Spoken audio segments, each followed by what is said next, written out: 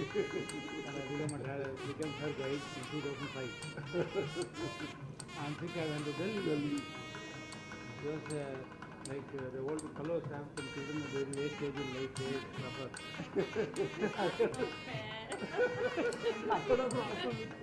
my mother, when this was being done, my mother actually used to go very weird for mother. I feel like somebody who got a child related part of life.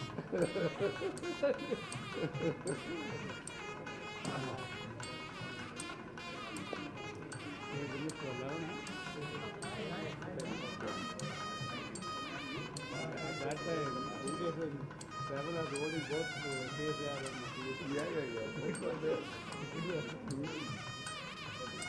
used to go to get my papers corrected. Why can't you make those tables little bigger in size? I'm getting old, so have them little bigger in the one size. No, every 3 months, we come to Delhi. And then I won't sell girls alone, so I go and drop her in the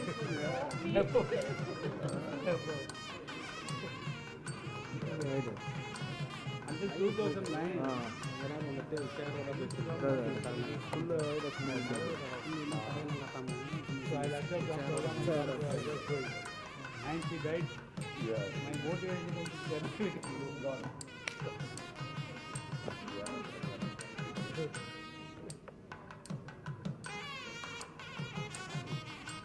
Hey, come next, come.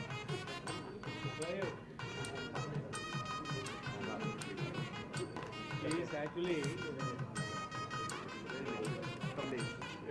was in my 20s I started the class. Before was good. And he says everything through above my head. And so happened, I just very English accents and so on. And all this kind of, even I gave a talk when I was teaching, girls to teach. Something like that I think was my first experience. Whatever I thought was going above the head. One should be prepared to grasp all these things. We were definitely not prepared for that. Hey, connect to my come. Hi, come. This is the fellow who made that topic anyway. Hello, sir. I am so sorry about that. Your students. All our industry. We are the same batch. Yes, we three are the same batch. So when I was director, they never spoke. When this fellow Chandrasekhar became the director, they had no felicitation. And this fellow said, the problem is also the university is very difficult. He came and taught us. What is the accent? All going above our head. So,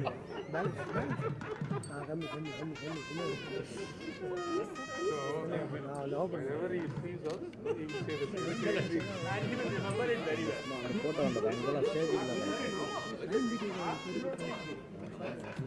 But then after going to the library and checking with those papers, I could find out those things.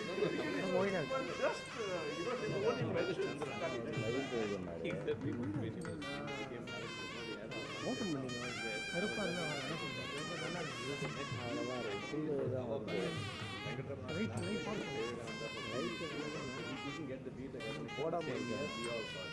So, he skipped 1 year and he joined the second year. And then he came for engineering as a product where I was working already. So he said, good that I didn't select you. Otherwise, you wouldn't have become the director of CLR.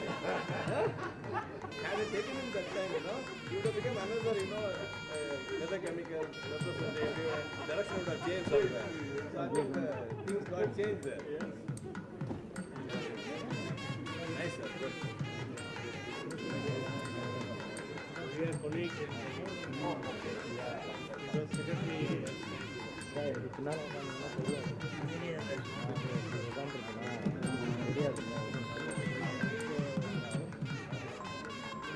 planned to take him up for lunch.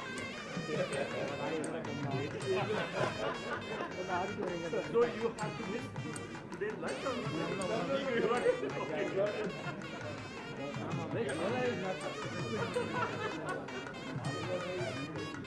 Yeah, yeah. I told him not to do that.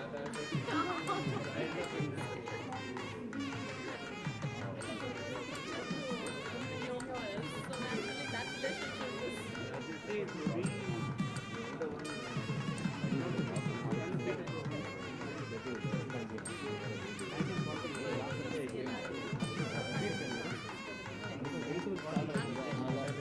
the idea here proposed by AMOD as a part of the university. The idea of theorized so theatre gave 30,000 rupees to start the so it played the first of theatre from 1948 we have made a feature and the university director CSIR is teacher and it is running correct. So I myself came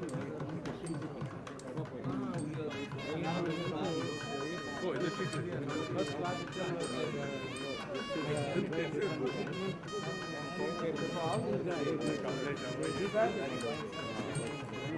the royalty is not unending.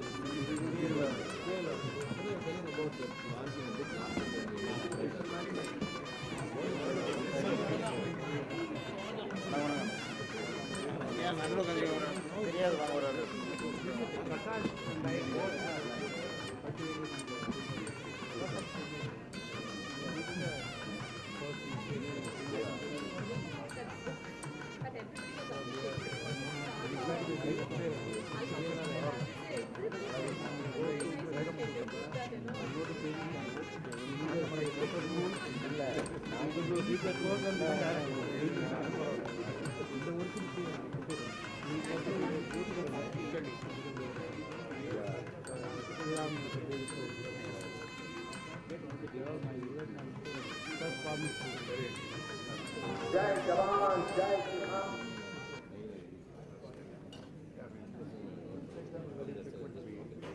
Yeah, he is one of the committee members.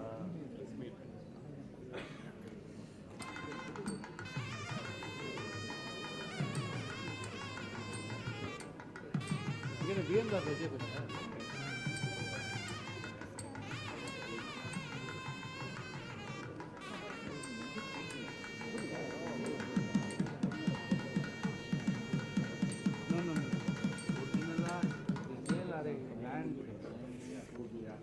Given by Kumar Sami Raja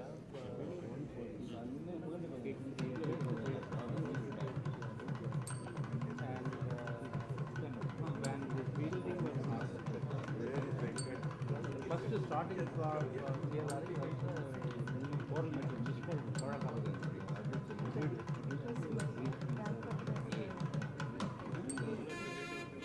so it started with Mudaliar went to moved them out to the 2 months.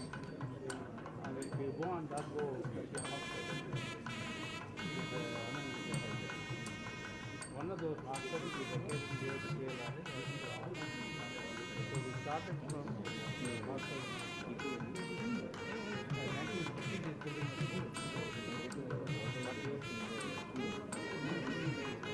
this building and I ate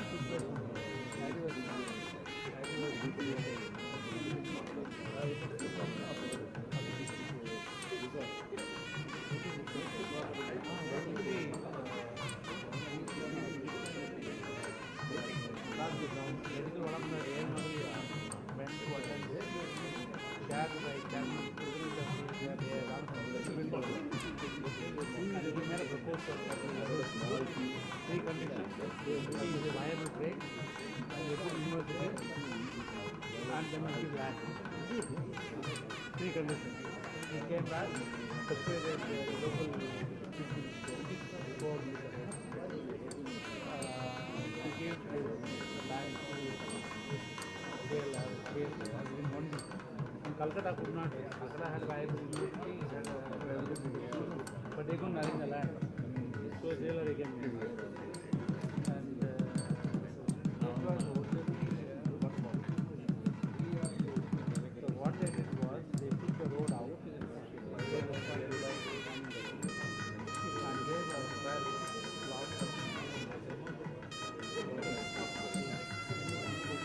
we have given the land.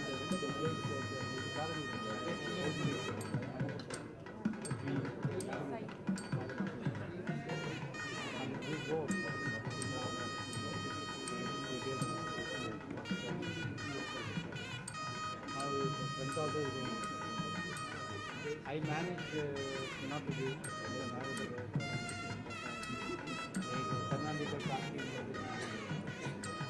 I put a blend in the school. I used to be very busy our property. Yeah, it is very Whereas the environment that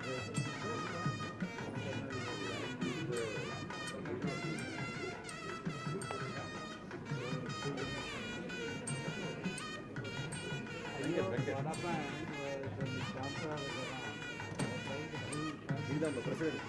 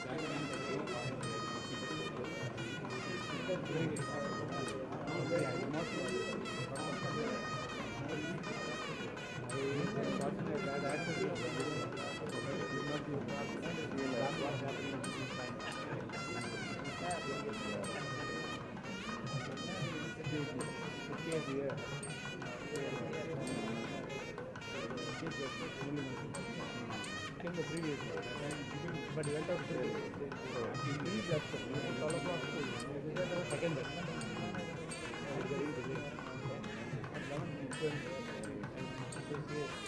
ready. I went back in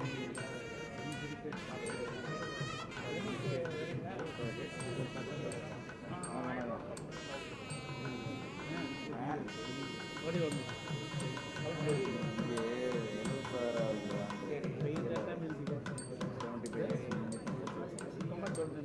I don't want to CLR. Central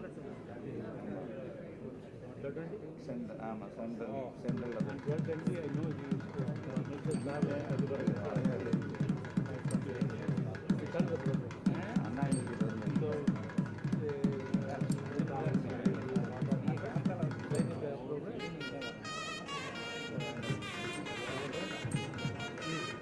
then second time I touched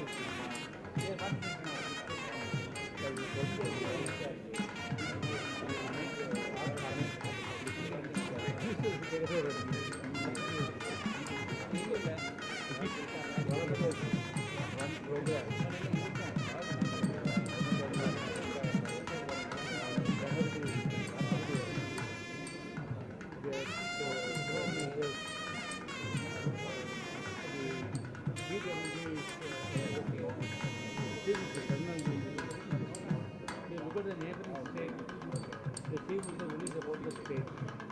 came and said, "Here's what is family."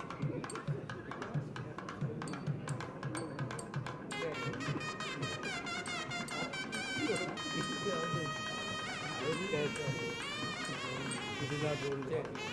So even I went to the okay, I did not work, you know.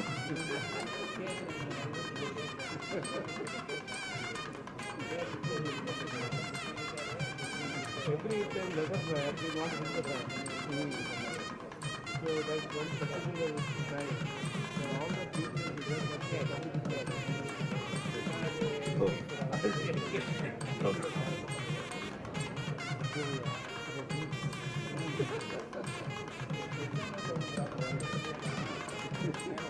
he is the one who told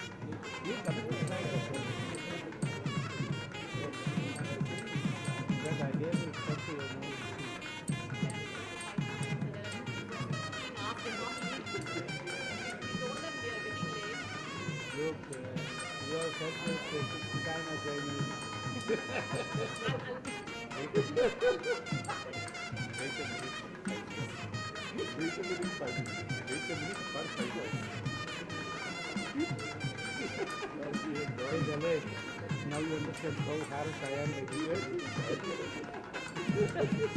These are my students. How can I survive?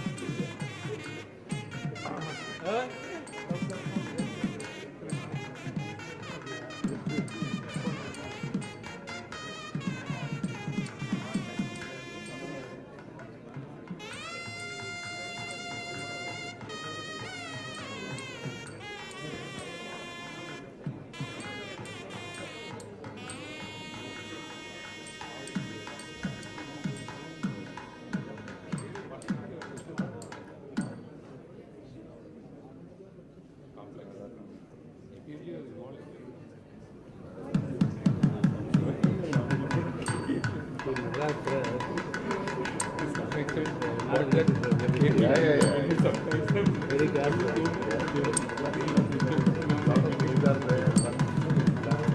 No.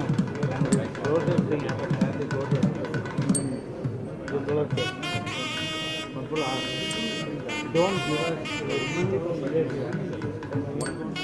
you are saying you have technology. Families are not used to our company. It's because either they don't know they have technology or they knew this is not. Tell me, they have the knowledge of doing why stupid effect of natural. Don't you understand this? Yeah, nobody can tell.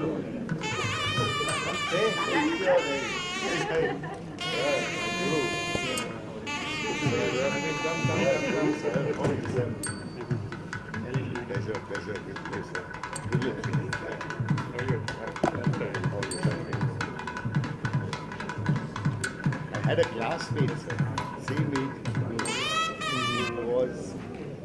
who would have probably bumped into him. KD9. Yes. Yeah. I know very well. UVC Bangalore. Wearing the yeah.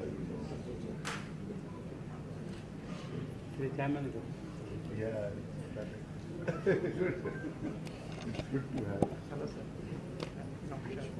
He's one of our very bright entrepreneurs who has invested heavily in software business and with cutting edge manufacturing techniques and technologies.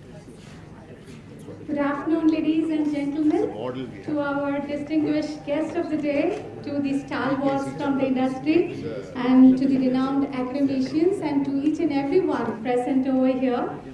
We extend a very pleasant welcome to the 76th Foundation Day celebrations of CSIR-CLRI.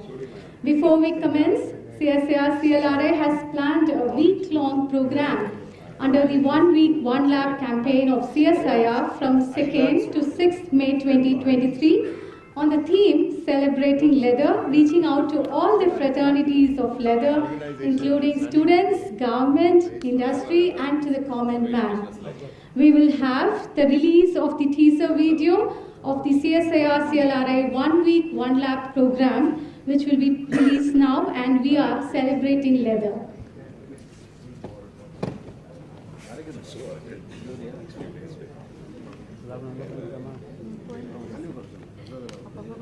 Jai Jawan, Jai Kisan, Jai Vishyam, Jai CSIR, the innovation engine of India, under the guidance of Union Minister for Science and Technology, Dr. Jitendra Singh, initiates first of its kind 1 week, 1 lab campaign.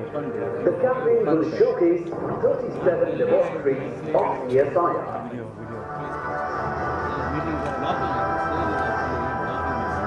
Indian leather industry's products such as footwear, leather garments, apparel, saddler, and all are today benchmarkable products in the world.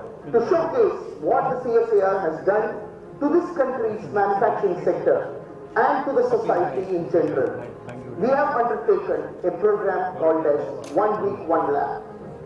Launched by the Vice President of the Council of Scientific Industry and Research, the Minister for Science and Technology, Sri Jitendra Singh, we at CLRI are embarking on our 1 week, 1 lab program from the 1st of May 2023.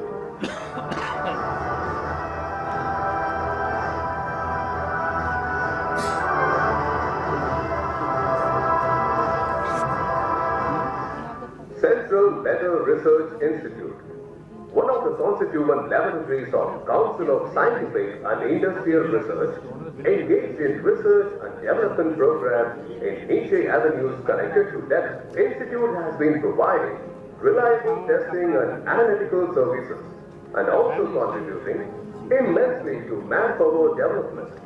The OWOL program includes 56th edition of Leather Research Industry and Government Conclave at Kolkata on 2nd May 2023, and an entrepreneurship workshop and interaction meet with government officials at Leh and Kargil, Ladakh, during 2nd to 6th May 2023. In Chennai, we have an industry institute meet on 4th May, an international leather conference called Cross Mays 23, organized by our students during 4th to 6th May, and a public roadshow open during 5th and 6th May. The public roadshow is endeavored to recreate the magic moments of leather fair and fashion show of 1960s at CSIR-CLRI Leather Tech Expo. Stores of alumni and technology partners with 100% genuine leather products for sale. CSIR-CLRI themed earlier, highlighting the story of farming to fashion, displaying the artisanal leather products, the live demonstration of differentiating leather from non-leather products, and the information about the wide career opportunities in leather sector. Leather heritage, showcasing the antique artifacts of leather to appreciate leather. Leather products fashion show with ramp walks by the budding models, showcasing the leather articles as enthusing moments for the audience. It's a time to celebrate leather. It's a time to celebrate the science and technology-led development in this field. We welcome each and every one of you to the campus of the Central Leather Research Institute on 5th and 6th. It's a marvelous trip that you will be never regretting to have made it. Please join us during our 1 week, 1 lab program. Thank you, Jai.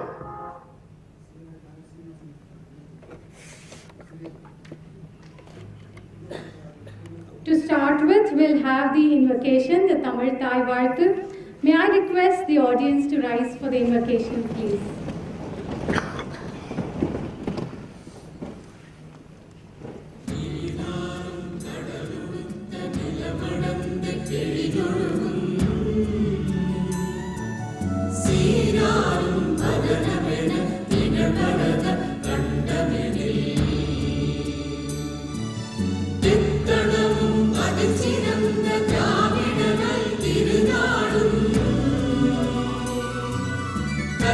See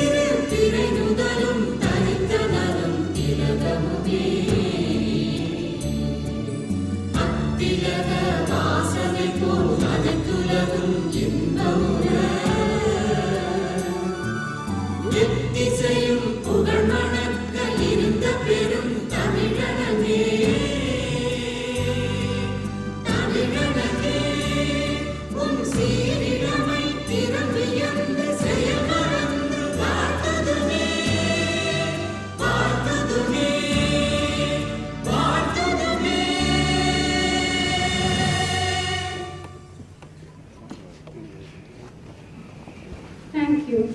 May I request the dignitaries of the day to inaugurate this celebration by lighting the lamp and offering floral tribute to the portrait of Dr. B.M. Das.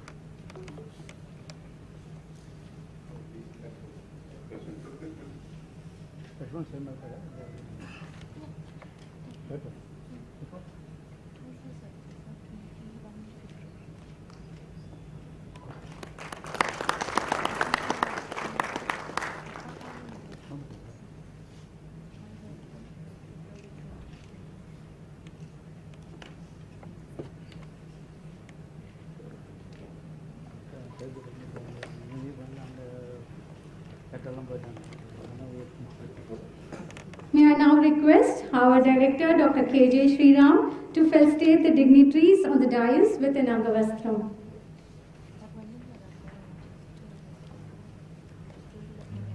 We have Dr. Shailesh Naik, Director, National Institute of Advanced Studies, Chancellor Terry Sals.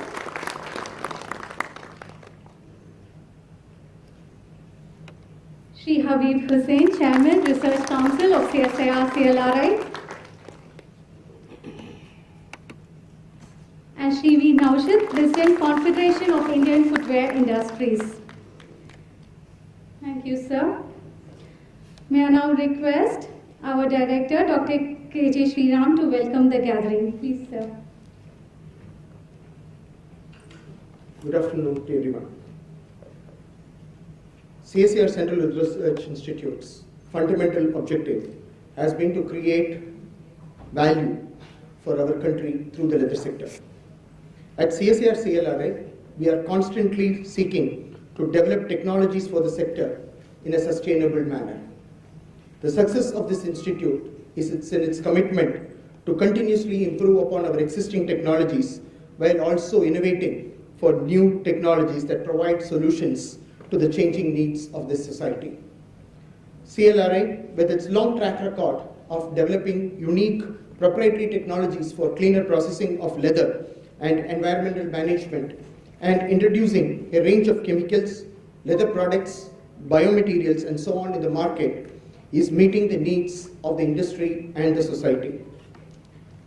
We are fueled by the mission, Global Leadership for Indian Leather. The uniqueness of this institute stems from its apparent understanding of how consumer desires are changing, and we can anticipate their technological needs. The leadership of the industry comes not only with the technology, but also through an appropriate policy framework. The Institute works very closely with the Government of India, various bodies, in developing the appropriate policy framework to support the leadership of Indian leather sector.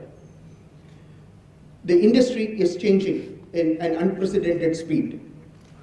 To meet their demands of agility in testing and in certification, as well as in troubleshooting, we are focused towards providing to the industry the needs at a faster speed. We are focusing on carbon neutrality, consumer demand meeting through indigenous products, and also embracing new materials under the Atmanirbharta. We now have a roadmap for technological development. The Institute is structured in the form of having a significant number of smaller departments, but under 4 major divisions. The projects undertaken are interlinked to facilitate both intra-laboratory and inter-laboratory collaborations. With a budget of around 0.75 crores per scientist for the year 22-23, we have had about 150 plus publications in SCI journals, around 10 intellectual properties filed, and about 10 technologies transferred, and about 50 odd consultancy projects. In all, this has led to an external cash flow of around 6.4 crores to the Institute during the period 22-23. Of the technologies transferred in recent times, one particular technology, the waterless chrome tanning technology, has been transferred to over 175 tanneries across the country, and very shortly, in a week's time, we would also be transferring this technology to an industry in Egypt. The year 2022-23 has also seen enormous development in the areas of leather-like materials. We have ready with 3 technological transfers, and one of those would be signed today. We are also focused on to meet the requirements of the strategic sector by providing them self-reliant methodologies. One such has been to provide leather gloves that can withstand extreme cold climatic conditions. For this particular technology, we have signed up with not only the industry who can make such gloves, but also with the ordnance factories, so that this can reach to climate regions like Siachen, where the product is now being tested. We have laid the seed to solve the chromium-bearing solid waste generated from leather processing through technologies that can recover protein from these wastes or use the waste as a reductant in the manufacturing of chrome tanning salts. When put to commercial practice, the one on chrome tanning salt would in all likelihood solve the problem of chromium-bearing leather waste going to landfills in Asia's largest leather complex, that is in Kolkata. Supporting quality assurance in leather and footwear has been one of the organization's significant contributions. We are today chosen as the laboratory for implementing the quality control orders of the Government of India. This testing facility is also being used by various state governments in ensuring that the products that they are giving to their school children and others is meeting the quality needs. We realize that the quality comes through proper skilling and education. Our partnership with the Anna University, which is now 77 years old, is continuing to provide the best of the entrepreneurs in the form of BTechs, MTechs, and PhDs. We have tied up with almost all the educational institutes in the country to develop a common curriculum for every one of them. Friends, the Institute is young and dynamic. We have infused new thoughts and fresh and young innovators by recruiting scientists and technical human resources. We strongly believe that we are today 75 years young and that we have a long way to go. Our path ahead is full of challenges and opportunities. We see an excellent opportunity to work with the leather sector even more vibrantly, and we are guided here by our Research Council Chairman, Sri Habib Hussain, who himself is a leading industrialist, and I am very thankful to him for his august presence today in this occasion. We see ahead in new and emerging area of non-leather footwear. We are looking at the positive vibes that has been generated towards this institute by the incoming non-leather footwear industries from across the world. In people like Mr. Naushad, we see a person who would support the institute in developing the appropriate technologies for catering to the needs of that segment. And I'm very thankful to him in his capacity as the chairman of the Confederation of Indian Footwear Industries for having accepted our invitation to be present on this occasion. Thank you very much, sir. We share very close relationships with people like Sri Subramaniam, who has helped us in finalizing the report on the Indian footwear sizing system, which when put into the public form as the IS 1638 would put a CLRI mark in each of the footwear that we are all wearing. Friends, this strength of this institute to meet the needs of the country by going to about 73 different districts and covering about 1 lakh plus population in a shortest period of 3 months to 4 months is entirely because of the untiring efforts of my colleagues, not only in CLRI, but also the partnerships that we had brought in the form of the institutions in Chennai and Agra, with whom we had tremendous collaborations.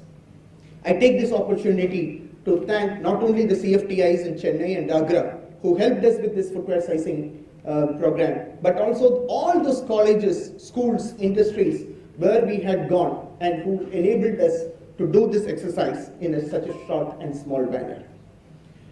Our future is on how best our contributions to the nation are taken forward. And in this, we are supported by S&T policy leaders like Dr. Ramasamy and Dr. Shailesh Nayak. And I am extremely thankful to Dr. Shailesh Nayak who have accepted our invitation to be here to deliver the B.M. Das Memorial Lecture today. I thank you very much, sir. Above all are the next generation of who are in the schools and colleges and the public whose inspiration is a motivation to us.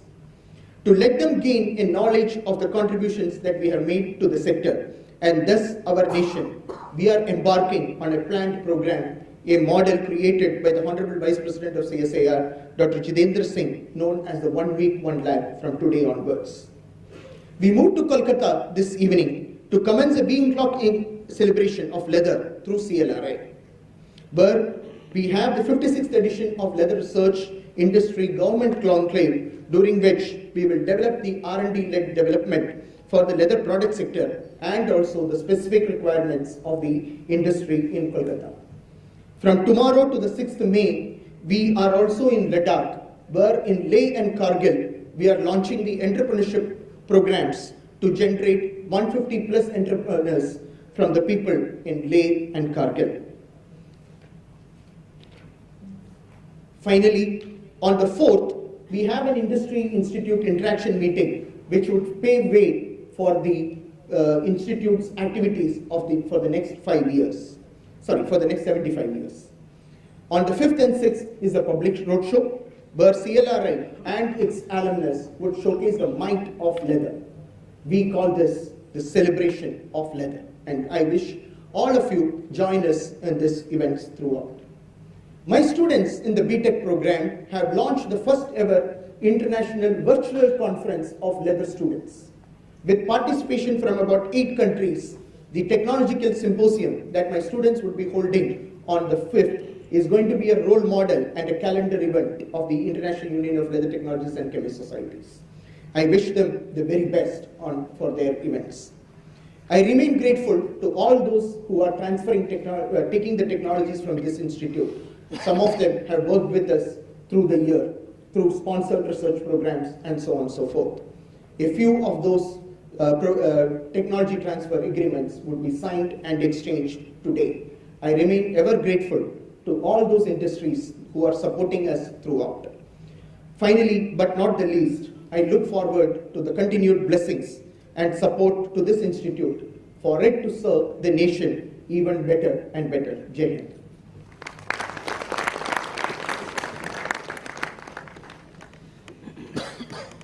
Thank you, sir. On the same lines as addressed by our director, Dr. Kreji Sriram, in training the young minds in the leather technology, we have the distribution of awards for best project work in BTech and MTech students of Department of Leather Technology, Anna University for the year 2022. The Mecca Haji Abdul Majid Sahib Endowment Awards were instituted in the name of Mecca Haji Abdul Majid Sahib, founder of the Farida Group, in order to encourage and create awareness and interest among the undergraduates and postgraduate students of Department of Leather Technology, Anna University, by Padma Shri Dr. Mecca Rafiq Ahmed, Chairman, Farida Group, and each award carries a cash prize and certificates. May I request our Chief Guest, Dr. Shailesh Nayak, to distribute the award to the prize winners, please. This year, the Mecca Haji Best Project Award for BTech category with the first prize of Rs 18,000 goes to the team of Praveen Kant A, Shrikant K and Shriram VK for their project development of hockey stick grip from leather. Ladies and gentlemen, can we have a round of applause for the winners, please?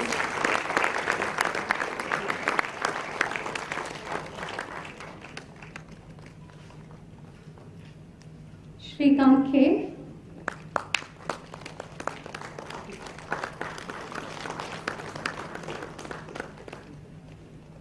Shriram VK.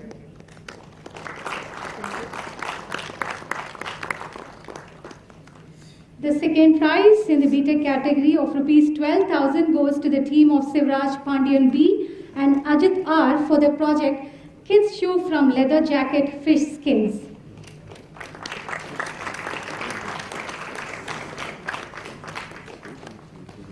We have Sivraj Pandian receiving the award, followed by R. Ajit.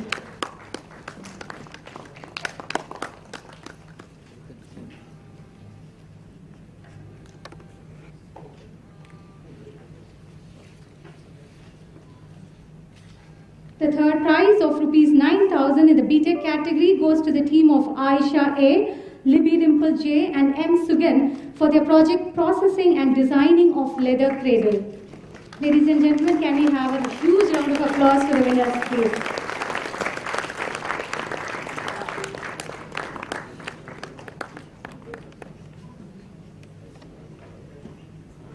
We have Libby Dimple receiving the award.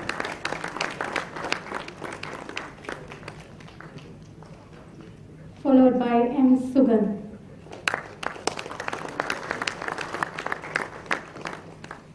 This year, the Mecca Haji Best Project Award for MTech category with the first prize of rupees 6,000 goes to Shweta Shri R for her project Synthesis of Photocatalytic Material from Chrome Buffing Dust for treatment of industrial wastewater.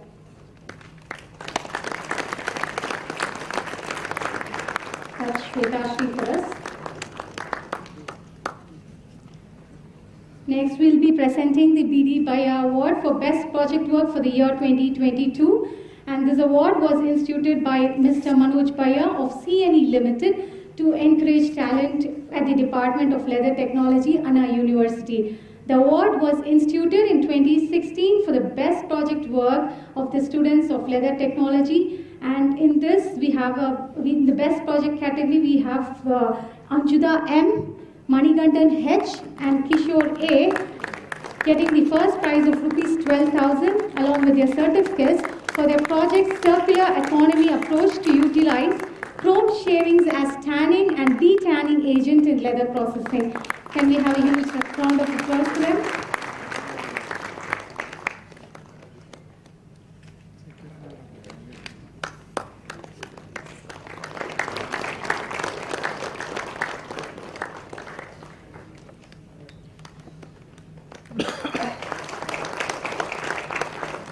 Thank you, sir. Yes, we have the release of Platinum Jubilee Celebrations and the Platinum Jubilee Celebrations Memento release. The completion of 75 years is a milestone in the history of any institution. The Platinum Jubilee Celebration of CSIR-CLRI was inaugurated by Dr. Jitendra Singh, Honorable Minister of State, Ministry of Science and Technology on 19th May 2022. As part of the Platinum Jubilee celebration, a special memento made out of silver will be presented to the staff of CSIR-CLRI. To mark the memorable occasion today, the memento will be released by Shri Habib Hussain, Chairman Research Council of CSIR-CLRI, and our Director, Dr. KJ Sriram, will be receiving the first memento.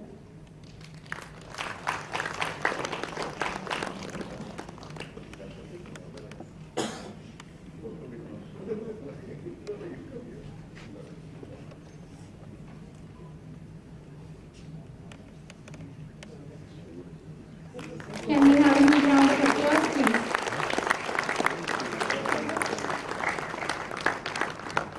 please? I'm sure it's a little further up.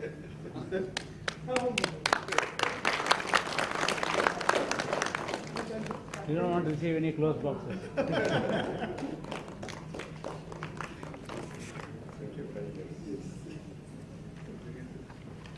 Thank you, sir.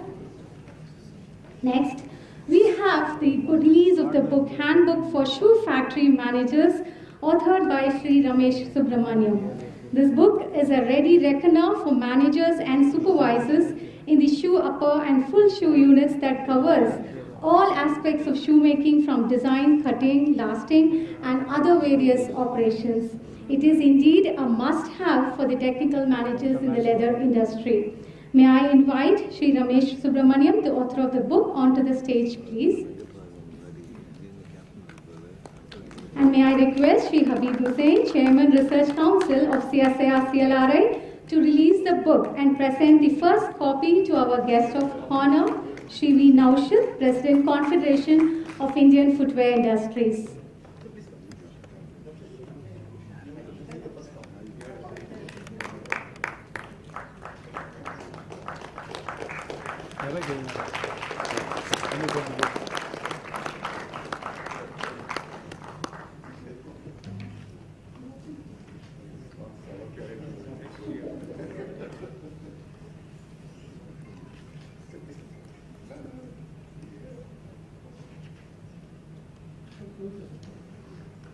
Ladies and gentlemen, this is the book release of the Manual Fishing Factory Managers. Thank you, sir.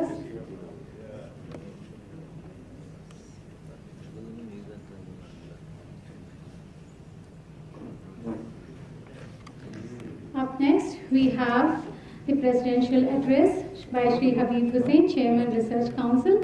May I take the pleasure of inviting Shri Habib Hussain, Chairman Research Council, to deliver the presidential address of the day. Thank you.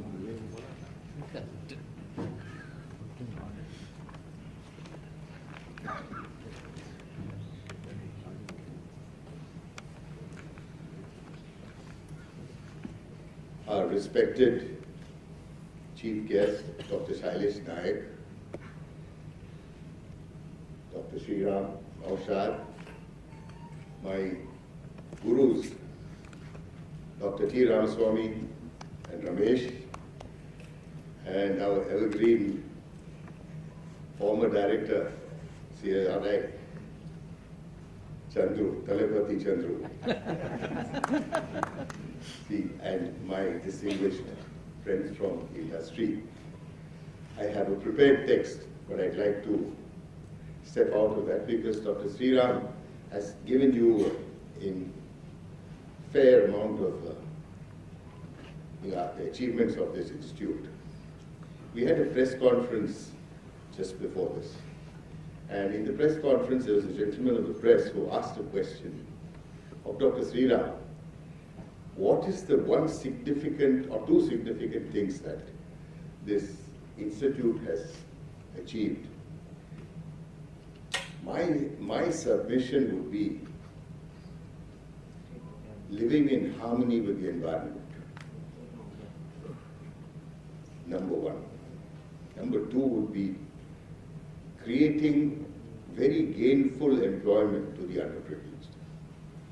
I think broadly these are the two huge areas. There was also a question about when are we going to get to be the China plus one.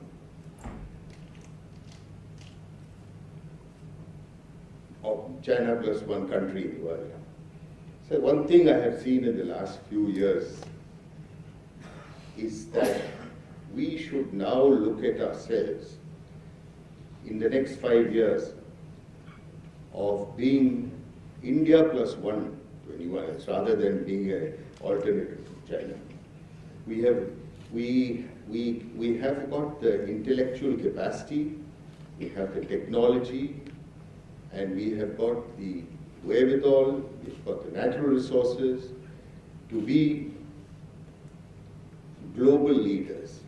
The market that was there, the opportunities that were there in the market, to create the China plus one mentality are fast dying. It was not only COVID that made that happen, it is natural pace of change.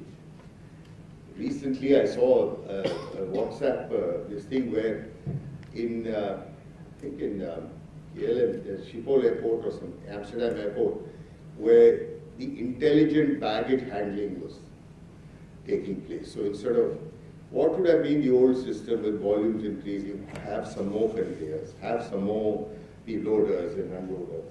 But now they've come up with this intelligent system, which is actually quite logical, and other industries would have done that maybe earlier, where it's intelligently handled and goes completely to to its destination with the minimum amount of space that looked like a stage like this for a major airport. Intelligent factories are what we are looking at. Volumes, we are not going to have those large runs. We don't need to think about Italian models or Chinese models or anything like that. It's the intelligent factory that caters to the needs of the brands and caters to the needs of the retail market. What does the retail market need? It needs minimum inventory replenished just in time. Leather is a beautiful natural resource. You know, CLRI has helped us, you know, all those old baggages that we had associated with leather are all a thing of the past. There's no need to rehash it now. And in fact, we are, in terms of environment, we are global leaders. And CLRI and stalwarts in CLRI, they've ensured that that would happen. We've come a long way for, you know, to even think of those things. Now the important thing is, how do we harness various industries, various technologies, various disciplines into making a difference and let, you know, employ 500,000 to 1 million people in the next 5 years. That should be our goal. And to have a global share of the market, to make something which is unique, different in the most technologically advanced way. And that is purely coming from first digitization, digitalization, artificial intelligence, all this. You predict, you project what you're going to sell, what is required in different parts. There are models that are there to do.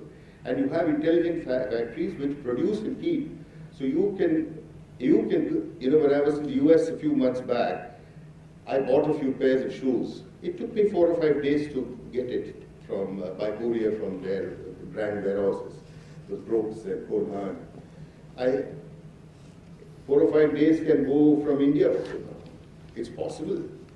So factories have to make just-in-time products, have to intelligently sit on resources, so that we don't sit in terms of having, you know, making large investments in inventory, which we don't know what will happen to.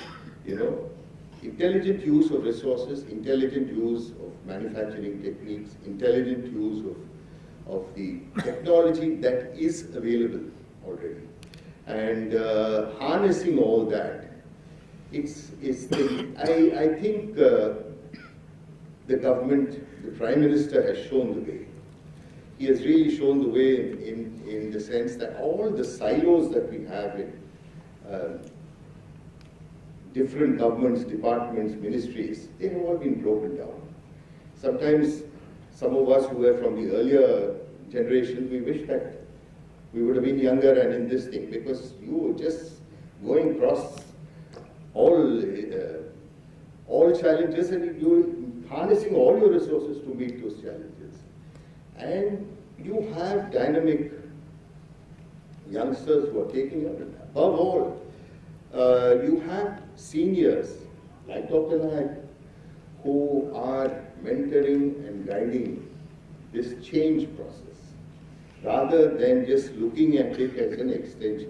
How do we do a little more incremental change? So there was a time when some of the students from this institute would go and join the IT industry. In fact, I think out of 2015 would go and join the IT industry. Am I right? Something like that. But it is now not there anymore. It is just that we have become a different industry. We have become an intelligent industry. And people like Naushad and K.H. Wahab and the Farida who gave away a lot of awards recently, and so many others also, they have made that happen, where there is a challenge for a bright student to really be a global resource across industry barriers. And I think that is a very significant achievement, sir, what the Institute has achieved. And I think this, what has happened in the past is not a paradigm on which you base going forward. What has happened in the past is that it was a different world. It's a different world now because you are connected to the cloud better than any other country in the world. Your IT resources are better than any other country in the world. You have the manpower. Our job is to skill, to upgrade, upskill, to manufacture intelligently, and to be able to address the challenges in the global trade in an entirely new way. And that, sir, is really the challenge before us, and I think we are well poised to address that challenge. And so thank you for taking time, sir, for coming to address us. It's an honor to have someone of your stature here with us.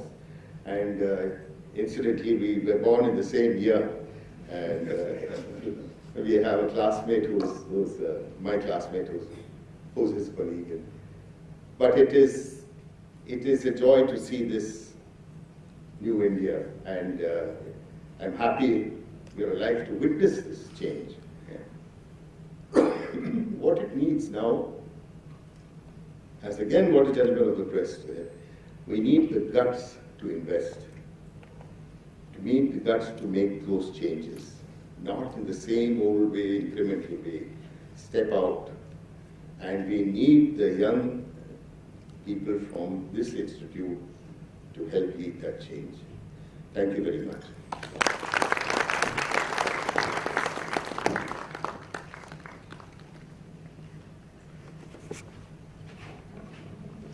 Thank you, sir, for taking the time to share your insights for integrating intelligent solutions in the leather industry. We will certainly work towards making your vision a reality in the days to come.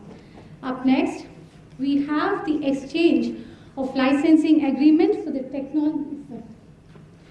And may I request our director, Dr. KJ Sriram, to honor Shri Habib Hussain, Chairman of Research Council, with memento, please. Thank you, sir. Up next, we have the exchange of licensing agreement for the technology transfer of mango-based leather-like materials between CLRI and Amati Green Private Limited, Mumbai. CSIR-CLRI has initiated development of leather-like materials utilizing the plant waste of agricultural industry for application in lifestyle products. Each year, worldwide, people throw away 1.3 billion tons of food, which is approximately 1/3 of the entire production.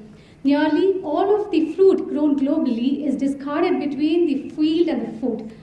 Farmers tend to leave up to 30% of their harvest in the fields because it does not meet the quality requirements of our consumers. A startup company named Mrs. Amati Green Private Limited, Mumbai, approached CSIR-CLRI seeking technical expertise in making leather-like material from mango pulp, and it was undertaken by CSIR-CLRI in terms of a collaborative agreement in October 2021. Based on the output of this collaborative project, CSIR-CLRI and Amati Green Private Limited have jointly filed a patent in India in January 2023 for making mango-based leather-like material. Today, we have CSIR-CLRI and Amati Green Private Limited.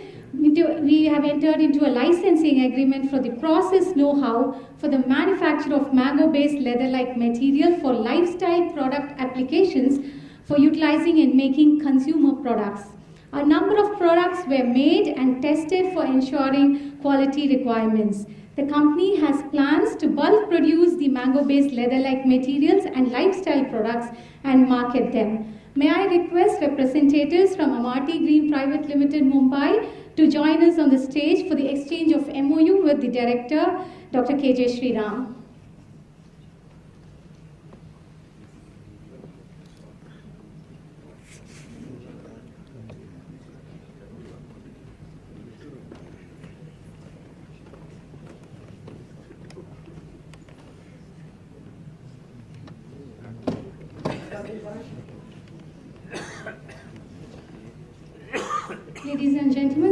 of MOU between Amati Green Private Limited and CSIR-CLRI for mango-based leather-like materials.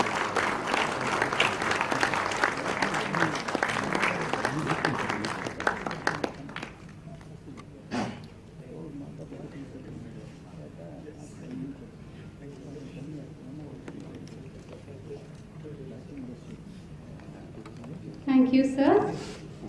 Next, we have the exchange of technology licensing for utilization of know-how between CSIR-CLRI and Pallavaram Tanners Industrial Effluent Treatment Company, Crompet.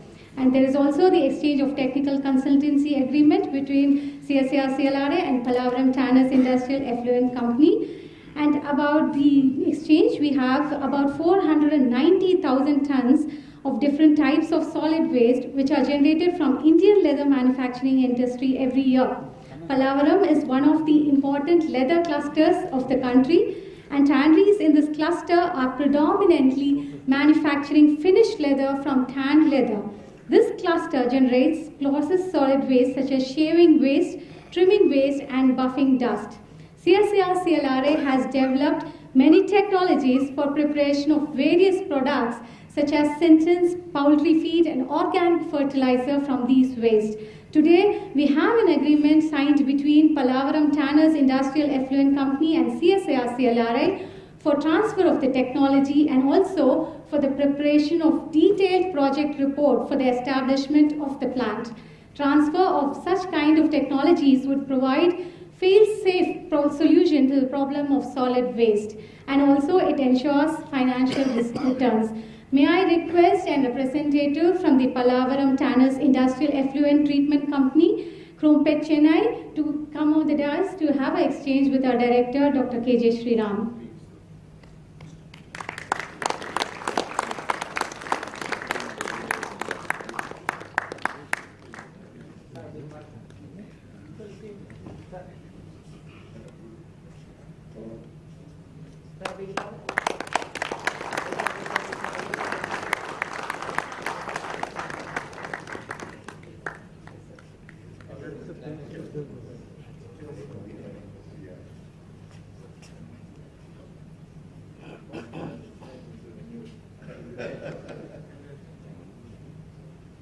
Thank you, sirs.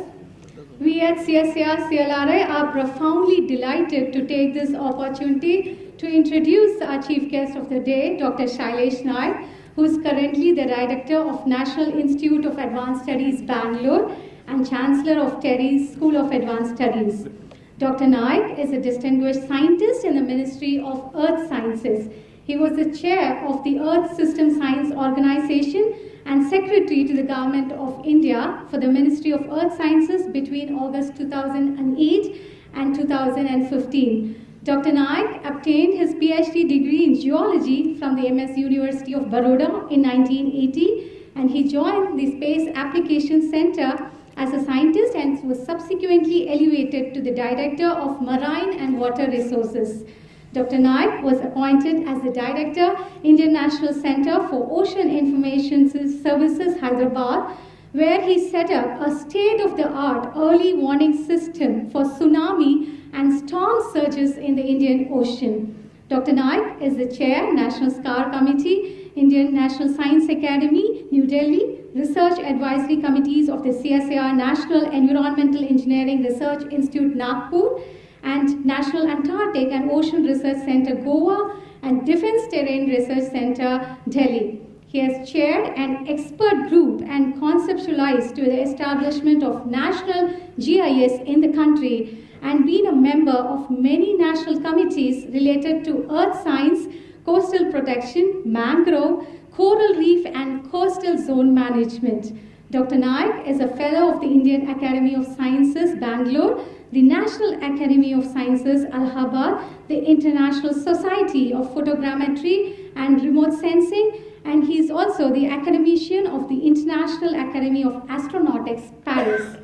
Dr. Naik has been awarded an honorary degree of Doctor of Science by the Andhra University, Assam University, and the MIT University. He is the recipient of the prestigious IGU Hari Narayan Lifetime Achievement Award in Geosciences in the year 2013, the Vikram Sarabhai Memorial Award in the year 2012 and the Bhaskara Award in the year 2009. He has been awarded Lifetime Achievement Award for outstanding contributions to the development and dissemination of geospatial technologies in India by the Geospatial Media and Communication, New Delhi, in the year February 2019. He has published about 150 papers in peer-reviewed journals and delivered about 190 invited talks in the national and international fora. May I now request our chief guest, Dr. Shailesh Nair, to deliver the Dr. B.M. Das Memorial Lecture on Climate Change Status, Projections and Implications. Please, sir.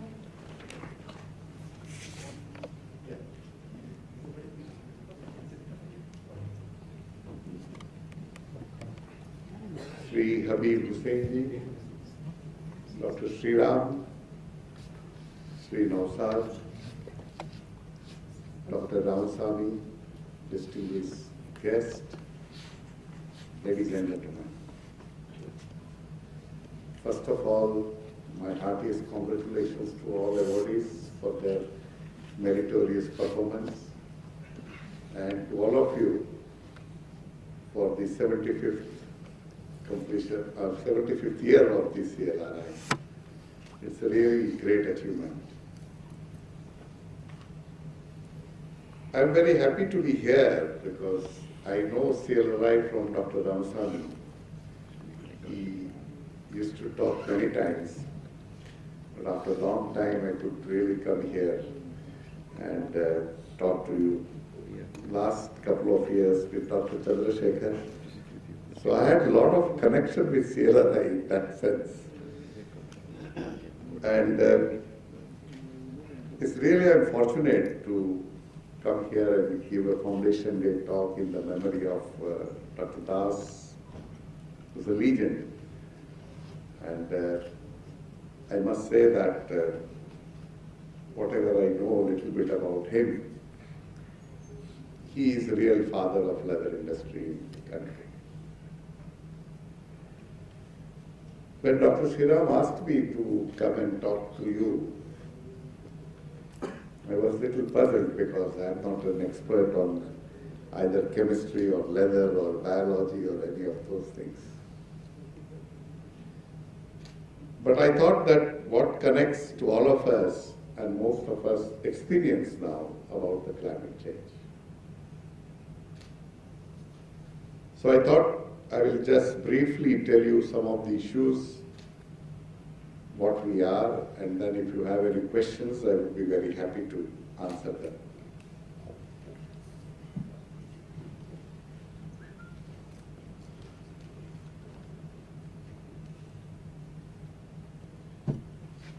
So first of all, I would like to pay my tribute to Dr. Das.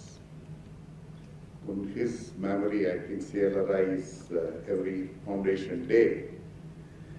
Some important topic lecture is being discussed, and I'm sure that this tradition is to respect those who have delivered a major thing is extremely important for us, and especially for the young generation to remember that how the CLRI has come today. So coming back to the topic, this climate is a complex issue. We assume that the Earth is a one interlinked system, and there are 5 major components: atmosphere, hydrosphere, geosphere, biosphere, and snow and ice. And the mass and energy continuously transfer from one component to the other component or within the component. And that is how the whole system works. Like I will give you an example of a monsoon. Because of the sun energy, ocean heats up. You have a water vapor which forms the cloud. Wind takes that cloud to the land, then we will have a rain. And that water, through streams and rivers, comes back to ocean. So this is there are many such processes which are important, but I won't go into detail. But these processes have been disturbed by the human influence, especially in the last 150 years. And many of these processes have changed. The one thing which has changed, which all of you know, that the increase in the carbon dioxide, and which led to the increase in the temperature. And because temperature increased, many of these processes are changing. So our job is to learn about these processes, understand them, model them, and also see that what our influence, the human activities are doing, and try to find out what is likely to happen and what likely impact it would have. So it's a sort of a long linear system, and there are many issues which will come. There are certain things we know, there are many uncertainties which we do not know. Now, how do we know that the climate is changing? Many people are asking that, how do we know that? If you look at the past 11,000 years history, the climate in general was very stable. The temperature was what it is today, around 15 degrees. But in those 11,000 years, there were also changes. And one of the major change was about 2215, before the Common Era, that means around 4,500 years ago. There was a mega drought. The drought continued for more than 200 years. And this evidence came from one of the caves in Meghalaya, and that is why we call it is the Meghalayan age. That was the first major change which we could see in the climate and affected the life very well. Actually, the Harappan civilization collapsed during this time. The second major thing which happened is in the 1,000 to 14,000 Common Era, what we call as the medieval warming. During this time also we have seen both the things, a very strong monsoon and a large mega drought. And during this time, the Mayan civilization collapsed, and essentially because of the very high deforestation, there was no water, and the forest collapsed, and because forest, the other things started collapsing. And then between 15th to 18th century, what we call as the Little Ice Age, the impact was much more on the Central Asia and Europe. And this also led to a lot of drought, and that is the time when the migration from the Central Asia, Europe, the people started coming out to search for the new resources, and that's how India got colonized. But these changes were much more, but what happened in last 150 years is a very fast. The temperature increased almost 1 degree, and we have been seeing this. So this is the past, also it is happening, but what is happening now is a little bit much faster. And the major change which we have been seeing in around 1980, the rate of increase drastically changed. Both the minimum and maximum temperature have been increasing. The changes which we see in the northern India are much more, that means on Himalaya, compared to peninsular India. So the changes which we see here are much less than what we see in Himalaya. So this is what we know, and this is, India has one of the best record of the data for last 150 years, so we know what exactly has been happening. Now this many of you must be experiencing, that the cold nights have been reducing and the hot nights have been increasing. And this is seen for last 100 years or so, that this change is also very much observed and felt by many of us. sea surface temperature also has been rising, and this is rising not only at the surface, but we have measurements right up to 3,000 meters, and we found that the temperature is rising right up to 3,000 meters. So the whole ocean is getting warmed up. The Indian Ocean is warming much faster than the other oceans. The reasons are, there are many, but very simple. Reason one is that the northern side, on the Atlantic and Pacific, they have opened to both the polar regions, while Indian Ocean opened only to the southern pole, not to the northern pole. And there are many other issues about, because of this, the circulation pattern, but we won't go into detail. But the Indian Ocean is warming also much faster than the other. Now, because of the warming, the seawater expands, and you can see the rise in the sea level. And the rise in the sea level is not uniform in the Arabian Sea or Bay of Bengal or North Indian Ocean. There is a variation, as you can see, that the Arabian Sea is, sea level is increasing much smaller today than what it is happening in the Indian Ocean. But at the same time, you can see that there are some changes. There is large amount of variability in what is happening earlier, around 2000 and beyond that. So there are many such, when we say that the temperature has rose by 1 degree or the sea level is rising at 3 millimeter, it is not happening uniformly across the globe. There is large amount of variability happens into different regions. Similarly, for sea level also, there is large amount of variability. We feel that the water is always at the same level, but it is not so. Water also would be at a different level depending upon the currents and all that. Now, these are the changes. What are its impact?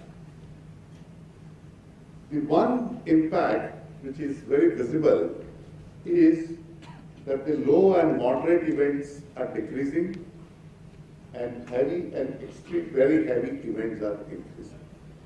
We have been seeing that when rain comes, it's normally very heavy, and intensity is high compared to earlier, where it used to be low intensity and continue for a long time.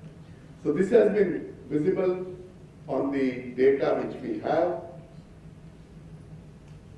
Also the cyclone, probably you, in Chennai, you may be experiencing now more storms and cyclones than what you were experiencing earlier.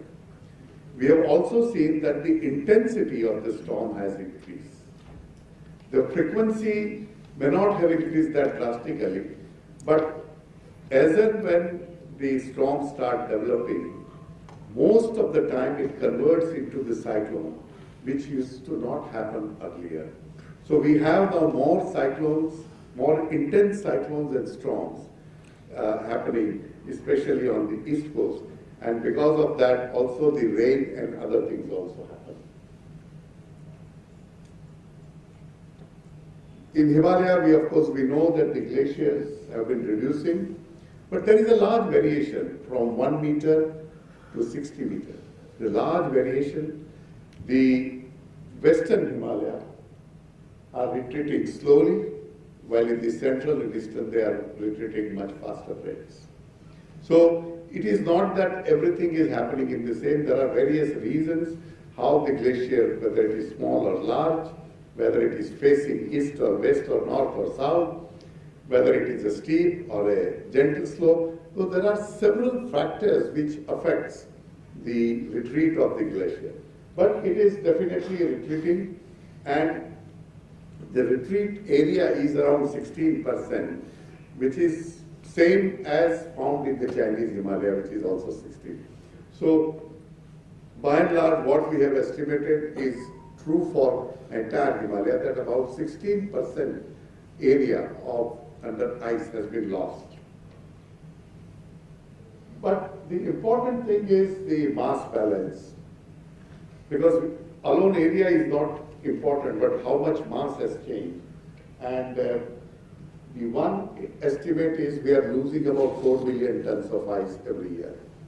It's a huge loss, and this loss also can create many other issues. The third issue is the snow cover is also reducing. We have data only from Bhutan where we found it is reducing 3%. And this I will come back again on the impact on the Indus Basin. There are changes happening in the sea also. The sardine and mackerel, the two fish which was earlier available only on Kerala and Karnataka coast before 1985. After 1985, we find that sardine and mackerel available on Tamil Nadu coast and Andhra coast, also on Goa and Maharashtra. So it is not that Kerala fishery is dwindled, but the fishery is shifting to the much cooler regions on the northern side than what it is.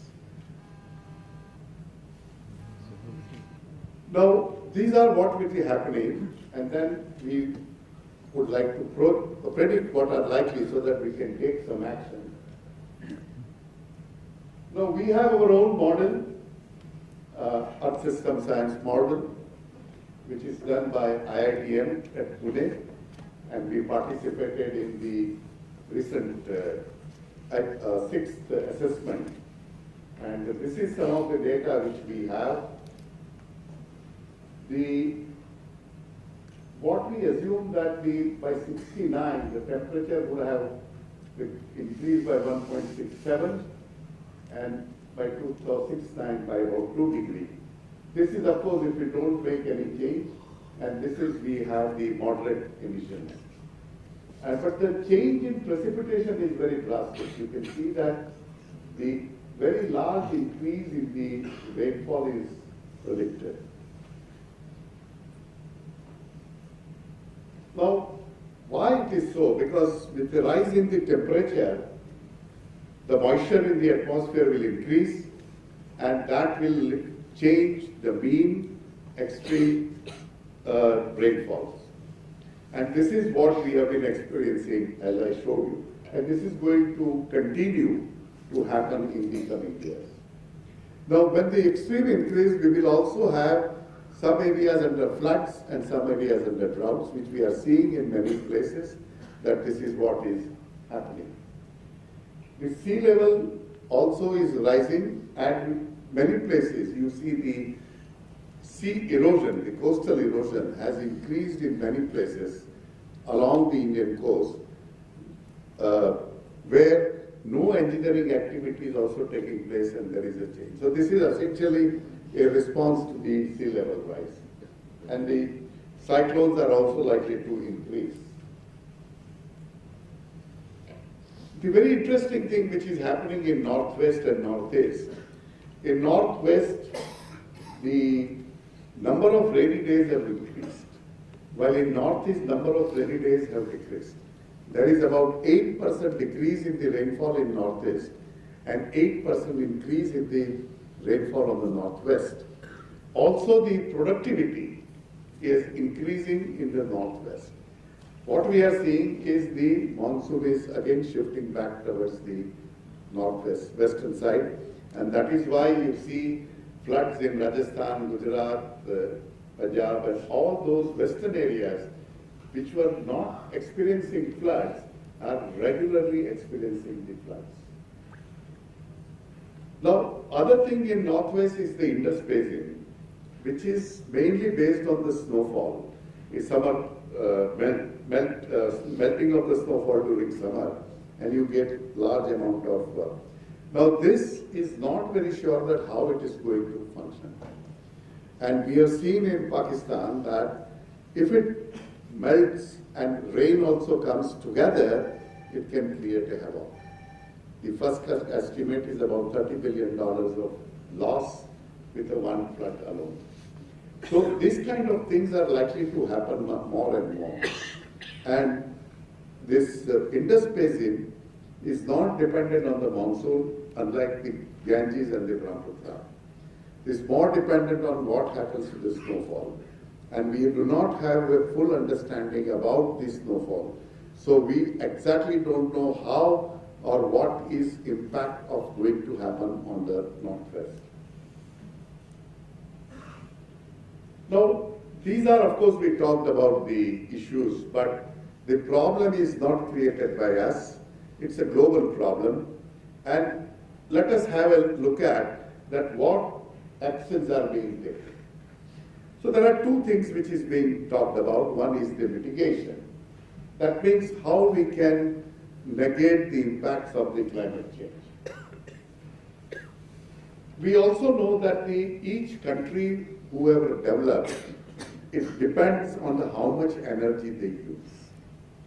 Like US uses about 22 times more energy than average Indian. And that is the change which you can see. So basically, the mitigation depends on how do we reduce the use of the energy. Now, when you want to reduce, the major issue comes, those who are oil-producing countries, they are not ready to accept that. They say, no, it's not true.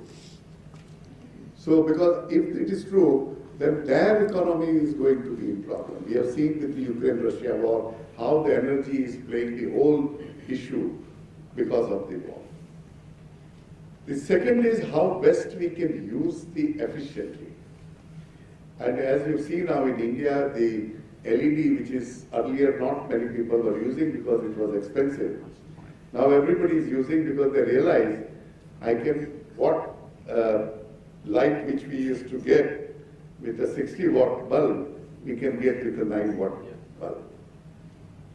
So this realization has come and we all use those bulbs which are very energy efficient. The third, of course, is the use of renewable energy, which is also extremely good, which I'll come back to this. And fourth is whether we can sequester the carbon dioxide by various means, by geoengineering or many other means, or creating a forest. So these are the four major, that could be many things, but all our actions we can put it under these four major headings. Now, what developed world has been doing? As per the UNFCCC criteria which is laid down, that it is a differential response. It very clearly laid down in UNFCCC Charter in 1994. US, China, Russia, Germany accounts for about 55%. India accounts for about 2.3%. But you can see the focus of all the negotiation is on the India. The main issue, which is whatever is one of the major, of course every year the COP happens, but the Paris Agreement was considered as one of the major action plans. This has been agreed upon, and we know that US declined under Trump's rule and then again, of course, come back. The target which they were supposed to reduce, as per the Paris Agreement, was 2030.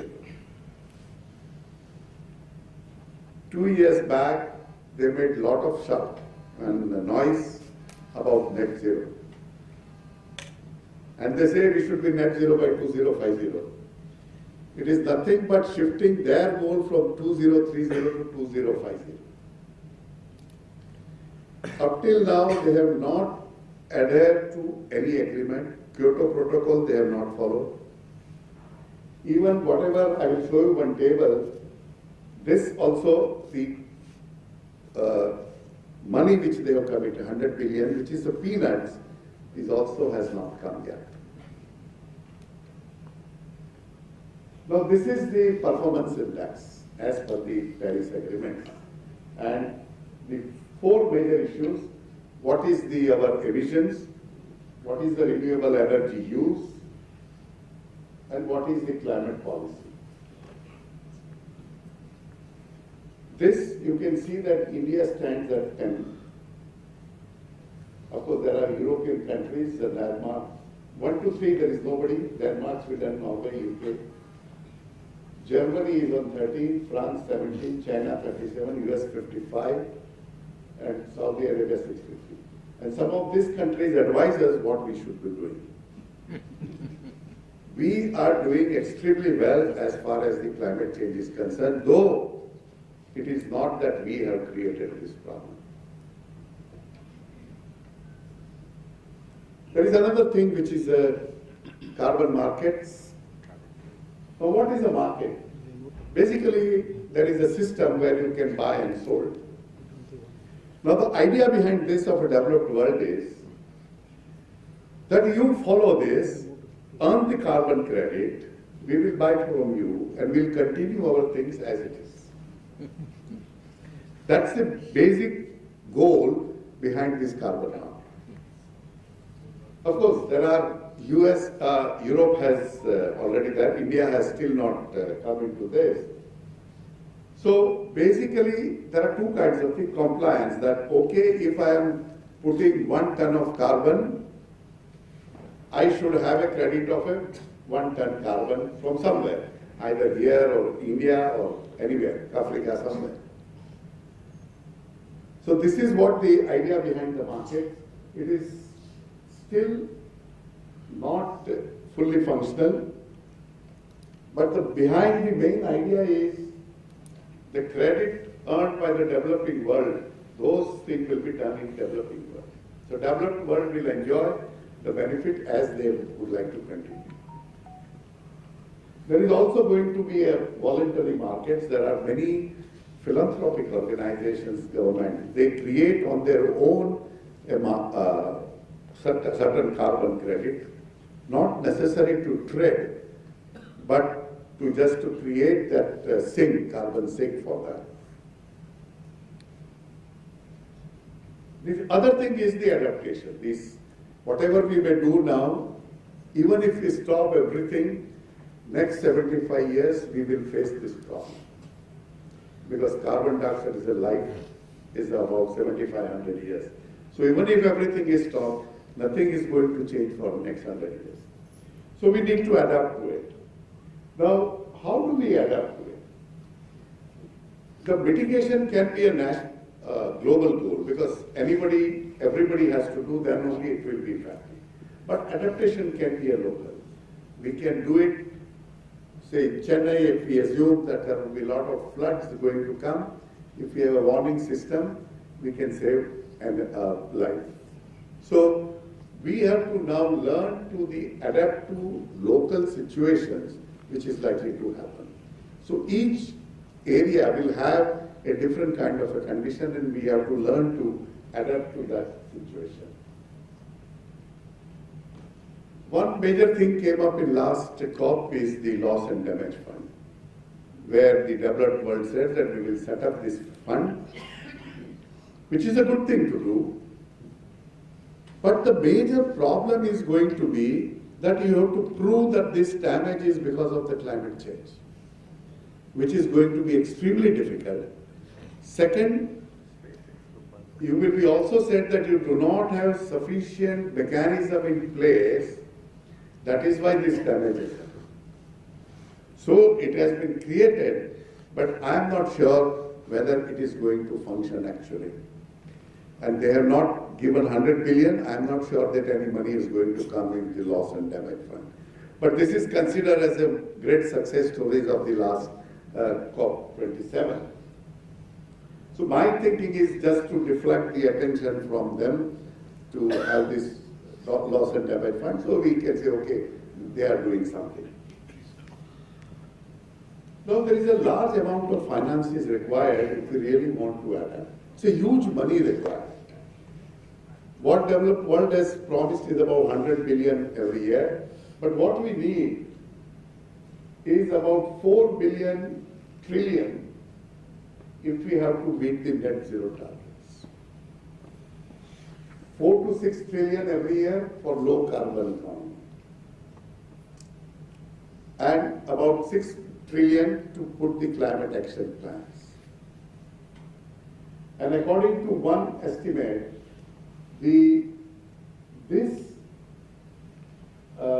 what we will have 100 billion per year, it looks lot of money is just peanut compared to what is required to be done. So we have not been able to generate the sufficient finance to plan the adaptation to this climate change. Now what we have done in India, India roughly accounts for 3%, as I told you. We have said that 45% reduction we will do from 2005, 50% share from the non-fossil fuel, and 2.5 to 3 billion tons of additional carbon. And all of this we have been progressing pretty well. The one thing which is for adaptation is we have very detailed maps of the entire coast that which are the vulnerable areas, so that we do not make additional investment on those areas and make other areas where the risk is low. We have planned the energy transition. The renewable we have been planning. The only major drawback in the renewable is it is not available when we really need it. In the evenings, when the requirement is very high, the renewables are not available. So the solution is the storage. But the storage is very expensive. At the today's rate, it would need about 14.3 lakh crores if you want to store. It's a huge money. I'm sure that in the future the prices will come down. But there is another problem, that the major ingredient, nickel, cobalt and lithium, is not available. Though there is a discovery of lithium in Kashmir now, but it will take another 15 years before actually you can produce lithium out of those deposits. So this is another major issue which we... The other idea is that you generate during the solar power, you take the water to the heights, what can pump storage, and during evening you bring down that water to run the turbines. This can work. This can work pretty well, and there are some areas where this is being tried. The third is the thermal power today provides about 78% of the energy. And what we have proposed is that there are about 200 plus plants which are more than 25 years old. They are very inefficient, has to be retired. And instead of that, generate the energy from a high efficiency, low emission plants which have been already set up. And some of these plants are not functional because there is no requirement. So we have to produce the energy much more efficiently. Second, those who are the thermal power plants which are retired has all other facility, the grid, the water availability, everything. What we are proposing that there you put a small and modular nuclear reactors to generate electricity. All these plants can have 2 to 4 reactors, so you can generate about 100 megawatts in each of that. Of course, the technology for this is currently with US and Russia alone, but I'm sure that if India also makes an effort, in 10 years we can have these small and modular reactors. Until then, we can buy for those who are willing to sell and do it. The advantage in this small and nuclear reactors is it can be factory produced and just come and install. Unlike the other, which takes long time, and we have seen that we have split all the targets which were planned. So that is not working, so we have to try something else which can work. There are many other, one very important is the Green India mission.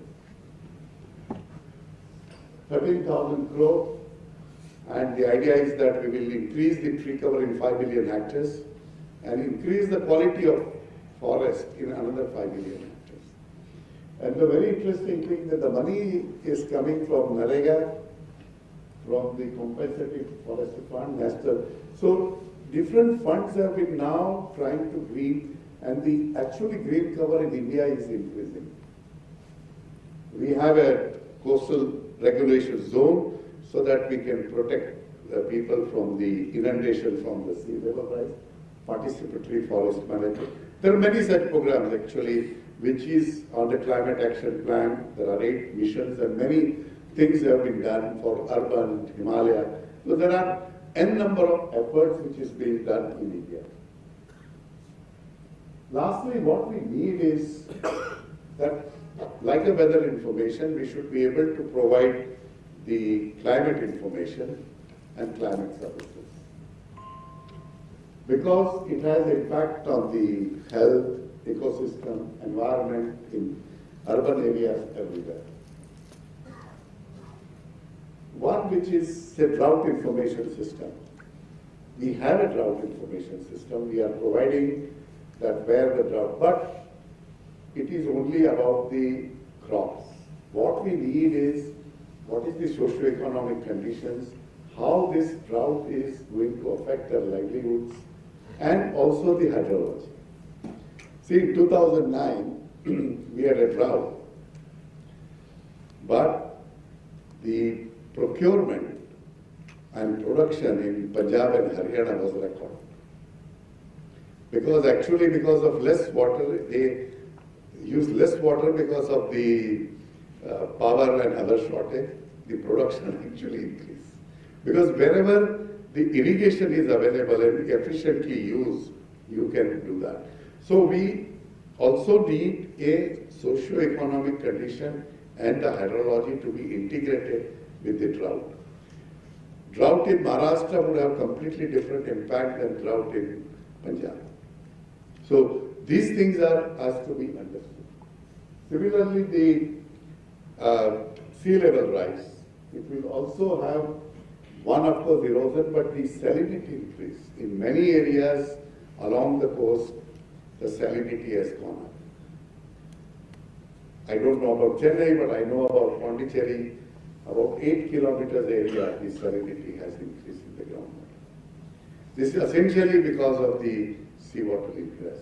Of course, our excessive withdrawal is one issue, but the sea level is also rising and coming inside. The agriculture, there are going to be a major issue. Last year, you might have read that because of increase in the temperature, the grain size becomes smaller and yield got reduced. This year also, because of the rain, unseasonal rain, there are going to be issues. So these things are going to happen, and that is why India is promoting the millets and other things which are more sturdy compared to wheat and rice and takes much less water. So our lifestyle also has to change to adapt to what we are likely to happen. And lastly, what we need, which I try to tell you about now, that we need a model. What we have today is only Earth system model. Now, how do we integrate that, the social system, that what kind of a governance system, what kind of infrastructure we have, and the human system behavior.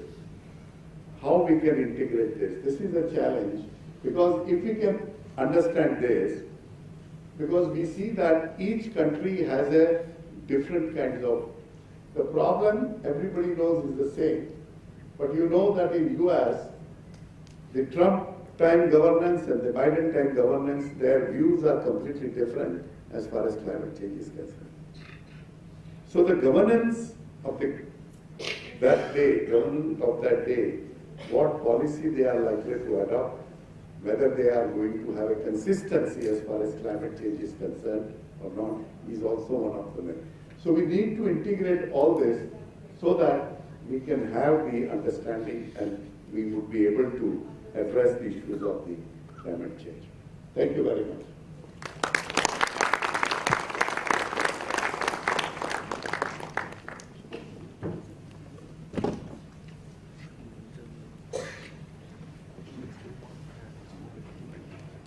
Thank you, sir. May I request the dignitaries to grace the dais, please.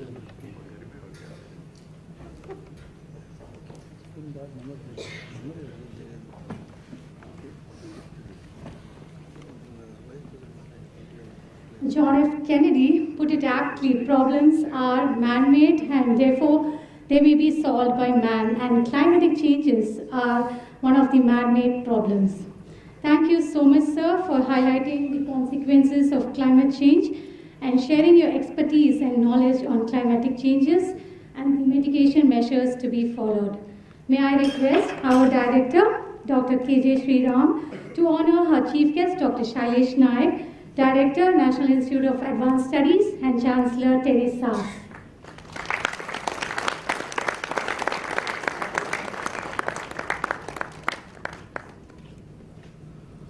Thank you, sir. Up next, may I request our guest of honor of the day, Shri V. Naushad, President, Confederation of Indian Footwear Industries, to deliver his address, please.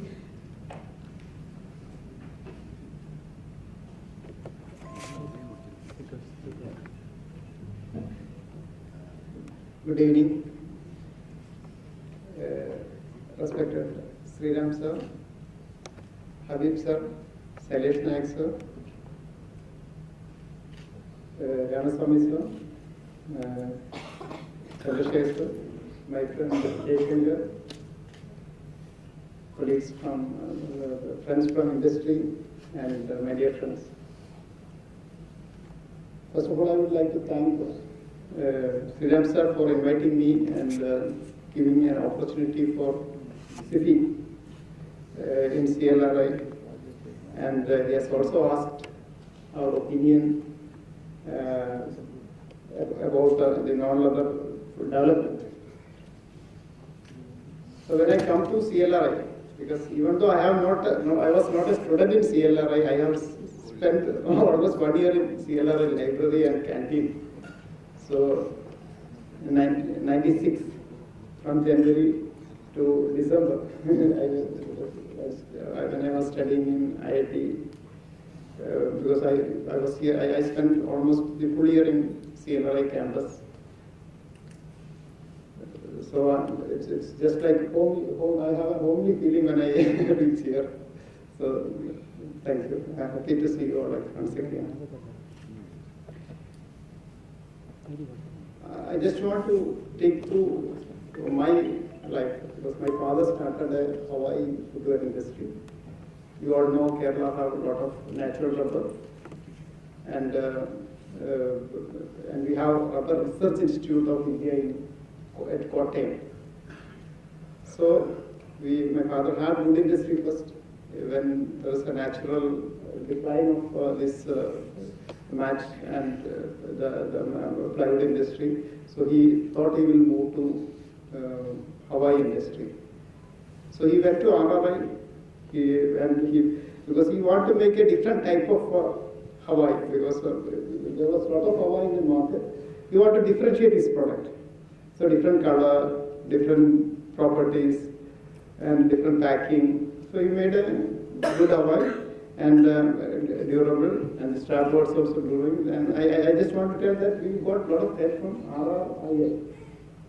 So, so the connect was very good. And after that, because that time I was studying in 10th standard, he told, because he used to bring a rubber technology handbook to home, and you asked me to read and translate and explain to me. So that's my relationship with rubber technology started. And later I joined for BTech Chemical Engineering. Then I did, because after coming back, I understood that I know nothing about rubber technology, so I went for MTech in polymer technology. By the time I went to RRI also for training, and I visited CPAT, I visited PDI, and I came here also during my MTech course. I visited all national level institutes related to footwear. I went to Dhaka, Calcutta, and Haryana for training. So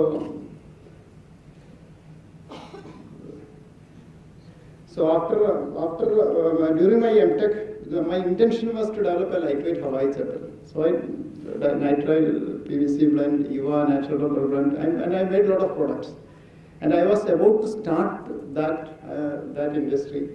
But during my final project time, I went 1 month in Delhi. So I went to all I had a footwear magazines. I went to all footwear machinery manufacturers, material manufacturers. I visited almost all the shoe manufacturers, small and big, in Delhi.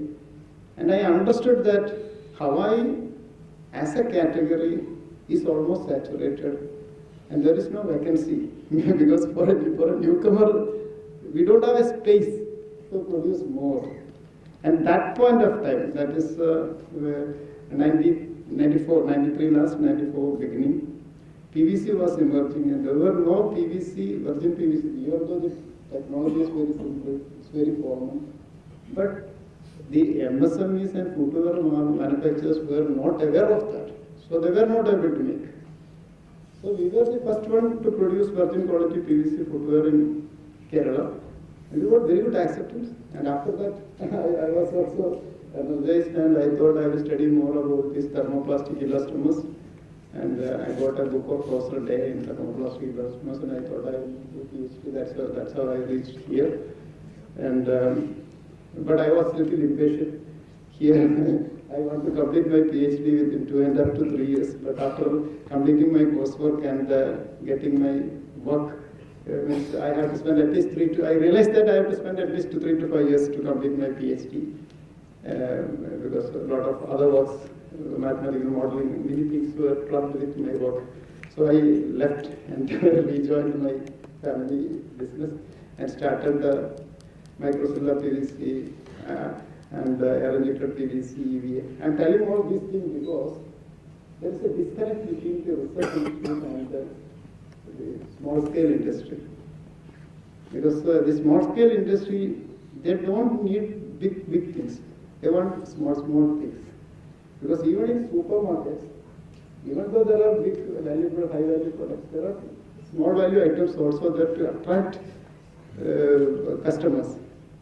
So my humble request is that CLRI also should start very simple, small courses, PVC compounding for footwear, EVA compound for footwear, and many, because if we do such courses, small courses, because industry people are little impatient, so they want maybe 1 month course or maximum 3 months course, and sometimes 2 weeks course. So that, because that will give a lot of help to the industry. So, and CLRI is known as a Central Leather Research Institute. So you should see leather have now grown into 2 parts, natural leather and vegan leather. So CLRI should own both. Because in India, because CLRI has done a tremendous job and the industry also a tremendous job. And the industry has grown to a great level, a prestigious level, and globally, internationally also, we are doing very good. But same times, the opportunities is not leather, nobody is taking care. Why CLRI is not owning the other part? Since we don't have any other institution, CLRI should take care both equally.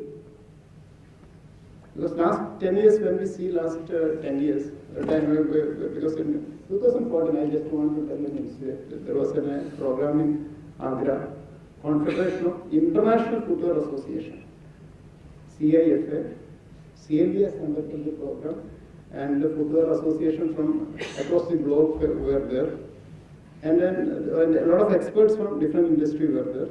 So an expert from USA, I do remember, he has a very good presentation.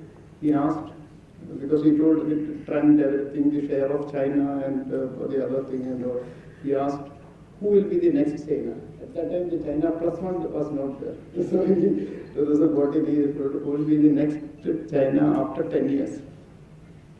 So many youngsters, because that I was also young that time, because 10 years back, 42. So passionately told India, India, India. But he asked how you are going to become the next China within 10 years. We have the material, we have the technology, we have any plan. Because he could see, he could see better plans in Vietnam and other countries. And if you continue this, you may degrow. So very painful to see that we haven't grown much compared to all others have grown, and our international share has come down. Because most of the growth happened in different areas. So all are simple. It's not because what we are doing is great things. See now, you see EVA footwear, lot of EVA, soft EVA footwear is imported to India. No one has started in India. The people who started all of the footwear, you see, were traders. Traders know there is a good potential for this good. So they bought machines, they started, hired somebody, they made compound. And now they have scaled up like anything. In Chennai and all, we can see a lot of people with lot of knowledge in footwear and material. And lot of research institute with lot of scientists are here. But there is a serious disconnect between the industry and the institute, or because before identifying the research, even the students, I think you should interact with the society. What is the requirement of the society? What are the current requirements? If you can, at least some of the research, if you can do towards the required area, it will help the society. It will help the country to go to the next level. Because even a copy paste is giving a big jump to Indian industry. Because we are lacking. Because when we take in the case of MSMEs, we are lacking that support. So I humbly request all the scientists. Just after saying sir's presentation, because I think so next level, because we have to think about that. Because so when we think about because I am representing concentration of Indian industries, because where thousands of small and medium people are there, so they need support in these small things. It's easily possible by CLRI. And I expect a big support from CLRI in small area. And it is, and we assure you that if we get that support, industry will go to the next level and we will be able to do much better.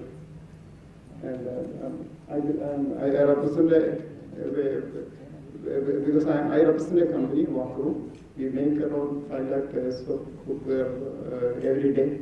And in Tamil Nadu, more than 50% of, I am very proud to say that more than 50% of the people, they are Walkthrough. And this is simple footwear. Once again, thank you for the opportunity. Thank you.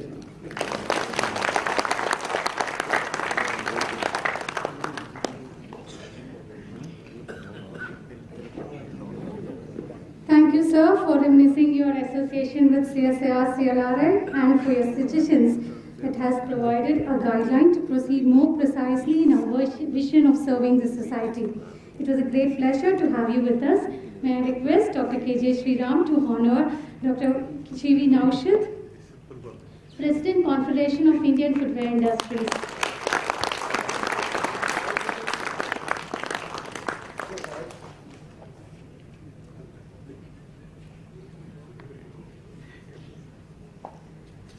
May I now request Dr. P. Thanigarvelan, Chairman, Steering Committee, 76th CSIR-CLRI Foundation Day Celebration, to propose the vote of thanks.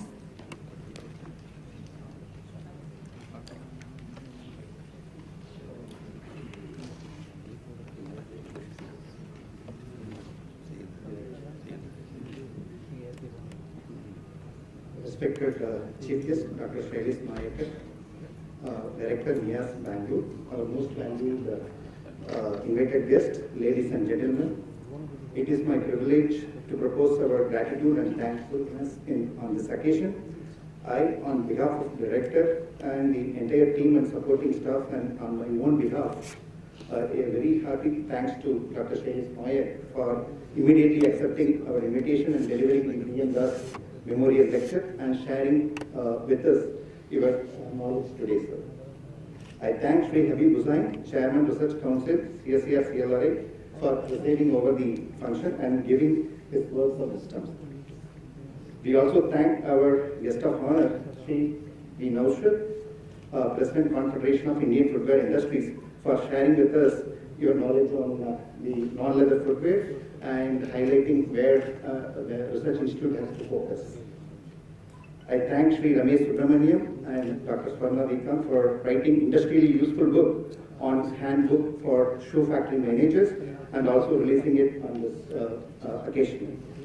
Special thanks to all the prize winners, industry participants for attending the MOU exchange program and for placing the occasion. Last but not least, I thank our past directors, Dr. T. Ramaswamy, Dr. V. Chandrasekharan, and other eminent personalities, President Alpha, members of Alpha, retired esteemed colleagues, industrialists, all the students and staff, and all the guests who have attended this function. Without them, the event would not have been successful. I also thank press and media for their coverage and support. I finally thank our director for his relentless support and guidance. Again, thank you all for joining and have a nice evening. Thank you.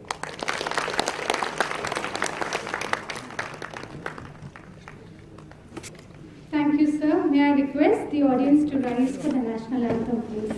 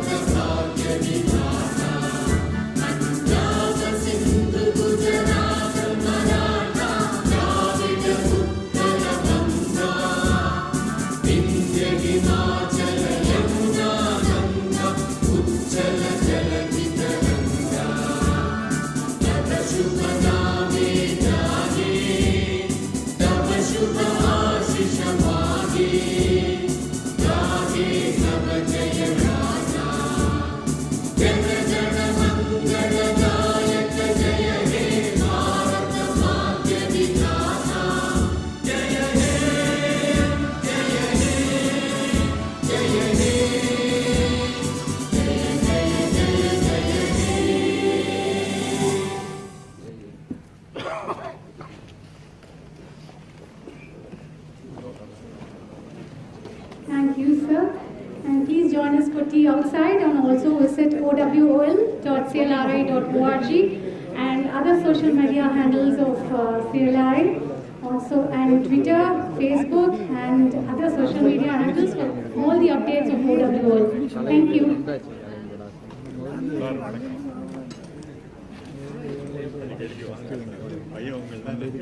He's working in the same cable company.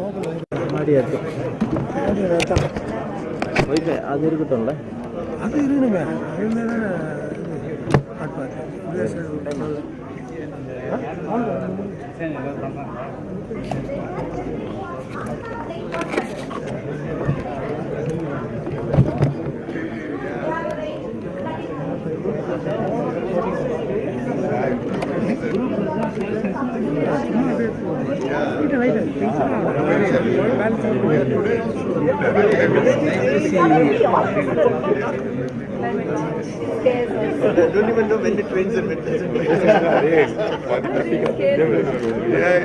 but I think we are now. How much can we sink at the moment? What is the speakers? How much is the outcome and how much can we sink? We can as much as possible, but the main thing is alone forest also is not sufficient. Exactly. So we will have to reduce. We will have to reduce the fossil fuel coverage, but it cannot happen overnight. So